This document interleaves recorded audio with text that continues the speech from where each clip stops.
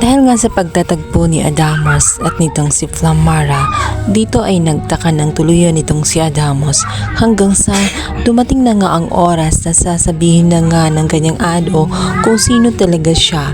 At sinabi na ng kanyang ado na siya ay isang sangre at itinago lamang siya dahil sa nababadyang kapahamakan upang mailigtas ang kanyang sarili. Nabigyan na nga ng kasagutan ang kanyang mga katanungan mula sa mga sinasabi nga nitong si Flamara kung saan dinidiin niya talaga na kilala niya ang kaharap niya at tinatawag siyang Adamos.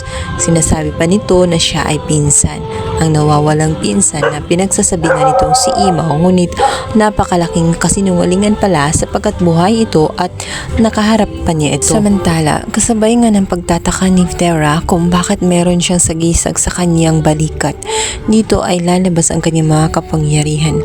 Magugulat na lamang siya sa kanyang paglabas sapagkat nakakausap na nga niya ng husto ang mga hayop. Ipinagtataka man niya kung saan ang gagaling ang kanyang kakayahan. Halos maiyak na nga sa tuwa itong si Terra dahil alam naman natin na talagang mamalapit siya sa mga hayop. Gaya na lamang ng kakayahan ng kanyang inang si Zanaya, kaya hindi na rin nakakapagtaka kung maisasalin ang kapangyarihan ni Zanaya sa kanya. At ngayon, litaw na ang kanyang kapangyarihan, maninibago siya. Mabuti na lamang at gising na nga itong si Perena. Si Perena ay nakatakda na hanapin nga itong si Terra upang magabayan sa kanyang kapangyarihan. Samantala, hindi mapakali si Medena, alam niyang mayroong itinakda.